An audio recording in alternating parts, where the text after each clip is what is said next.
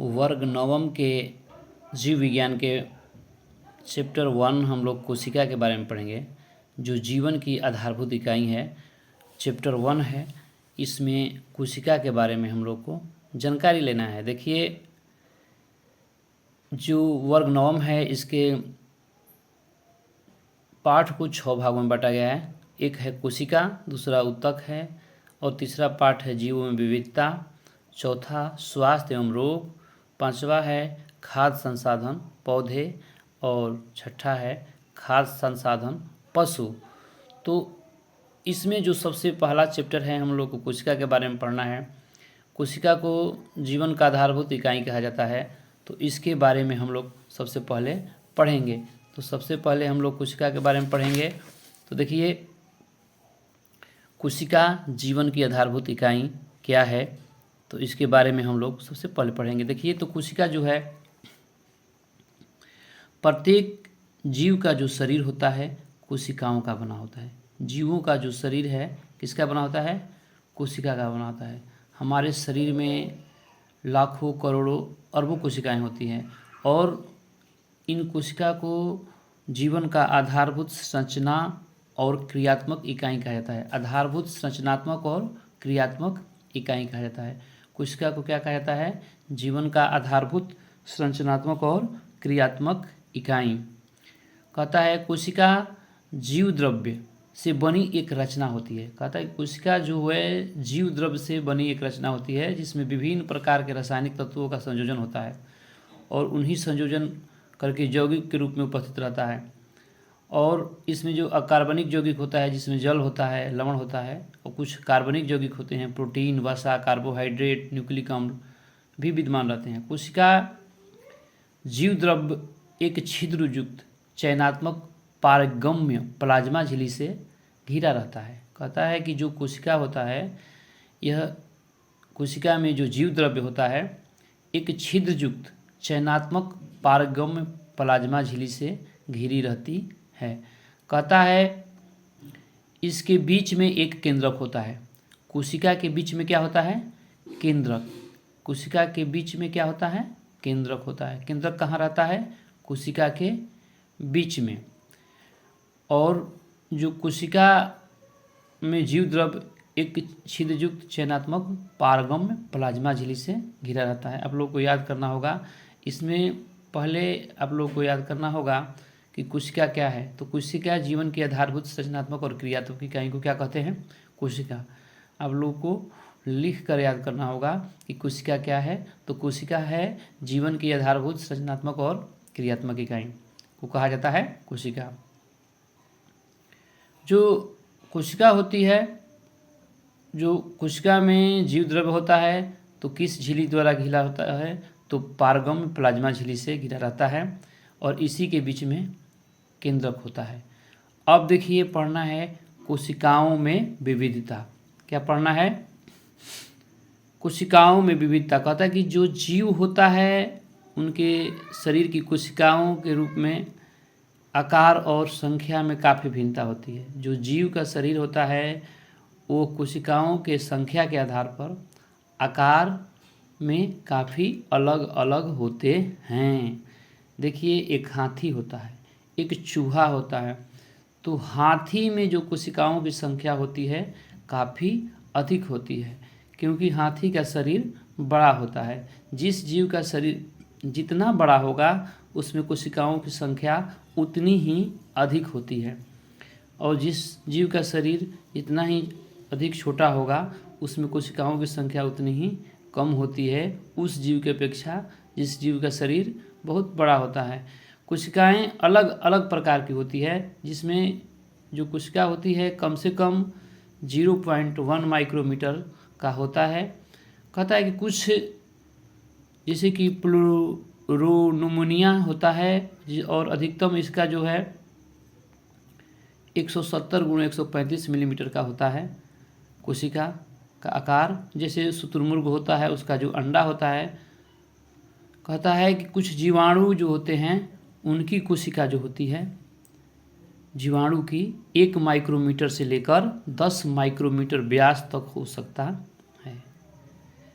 कहता है कि तंत्रिका कोशिकाओं का आकार 1 मीटर से भी अधिक लंबा हो सकता है।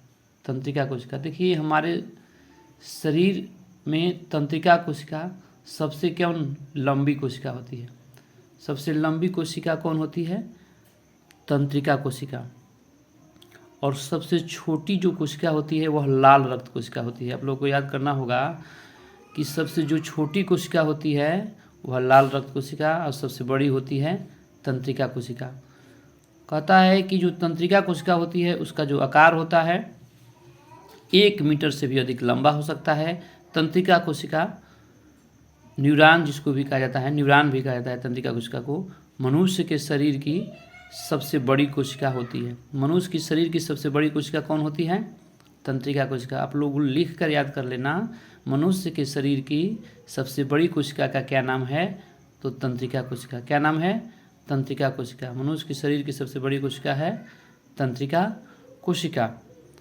और सबसे छोटी कोशिका को भी लिख लीजिएगा, सबसे छोटी कोशिका है मनुष्य के शरीर की लाल रक्त कोशिका। लाल रक्त। देखिए जो कोशिका होता है जीवों के में कोशिका संख्या के आधार पर 2 प्रकार का होता है। जीवों में जो कोशिका होती है उसकी संख्या के आधार पर जो कोशिका होता है 2 प्रकार का होता है। पहला होता है एक कोशिकीय जीव और दूसरा होता है बहुकोशिकीय जीव। जिस जीव का शरीर सिर्फ एक कोशिका का बना होता है, सिर्फ एक कोशिका का बना होता है, ऐसे जीव को एक कोशिकीय जीव कहते हैं। ऐसे जीव को क्या कहते हैं? एक कोशिकीय जीव, जिनका शरीर सिर्फ एक कोशिकाओं का बना होता है। जैसे में अमीबा हो गया, अमीबा का जो शरीर होता है सिर्फ एक कोशिका का बना होता है। और कुछ जीव ऐसे होते हैं जिनका जो शरीर है बहुत सारी कोशिकाओं का बना होता है, लाखों करोड़ों अरबों खरबों। तो वैसे जीव को कहते हैं बहुकोशिकीय जीव। क्या कहते हैं? बहुकोशिकीय जीव। जैसे मनुष्य हो गया, पशु हो गए, पौधे हो गए। तो ऐसे जीव जिनका शरीर काफ़ी सारी कोशिकाओं से बना होता है तो उसको हम कहते हैं बहुकोशिकीय जीव। जबकि जिस जीव का शरीर सिर्फ एक कोशिका का बना होता है उसको कहते हैं एक कोशिकीय जीव। जैसे अमीबा, पैरामीशियम, क्लेमाइडोमोनास, ये जीव जो हैं इनका शरीर जो है एक कोशिका का बना होता है। अब देखिए जो कोशिका होता है वो किस आधार पर जीव में उसकी संख्या निर्भर करती है, इसके बारे में जानना है तो हम लोग जानेंगे। देखिए जैसे कोई व्यक्ति अगर 60 केजी का है, 60 किलोग्राम का है मानव का शरीर, तो उसमें कोशिकाओं की संख्या होगी 60 गुणे 10 के घात 15 कोशिकाएँ पाई जाएगी। उसी प्रकार से अगर कोई व्यक्ति 40 केजी का होगा तो 40 गुणे 10 के घात 15 कोशिकाएँ पाई जाएगी। तो इस प्रकार से ये संख्या निर्भर करता है। कहता है कि कुछ बहुकोशिकीय जीव में विभिन्न कार्यों को सुचारू रूप से संपन्न करने के लिए अनेक कोशिकाएं समाहित होकर विभिन्न अंगों का निर्माण करती हैं। ये जो कोशिकाएं होती है, कोशिकाएं मिल करके विभिन्न अंगों का निर्माण करती है और इनमें श्रम का विभाजन भी होता है। कहता है कि विभिन्न प्रकार के पौधे हैं जैसे कि शैवाल, कवक, मौस, फल, ये सभी तथा जंतु इसके उदाहरण हैं। बहुकोशिकीय जीवों का विकास एक कोशिका से ही हुआ है और कोशिका विभाजन द्वारा हुआ है। तो कोशिका का आकार एवं आकृति उसके कार्य के अनुरूप होती है। कोशिका की आकृति और आकार भी उसके कार्य के अनुसार होती है। कुछ कोशिकाएं अपना आकार बदलती रहती है। जैसे अमीबा एक ऐसा जीव है जो अपना आकार बदलता रहता है।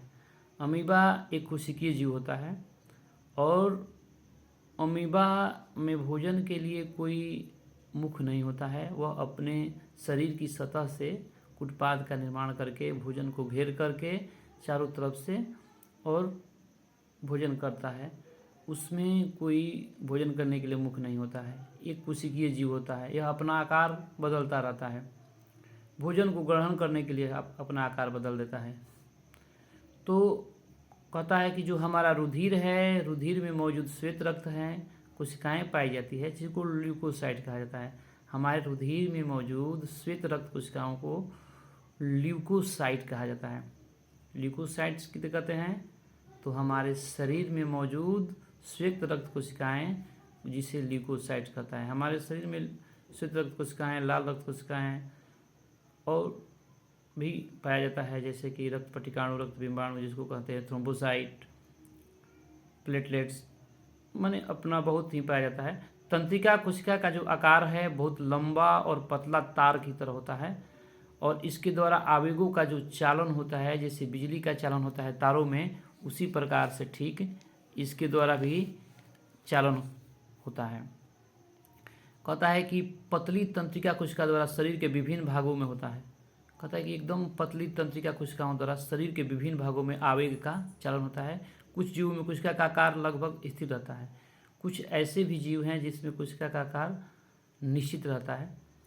कहता है कि अलग अलग जीवों में, विभिन्न जीवों में अलग अलग समय में शरीर में कोशिकाओं की संख्या भी बदलती रहती है।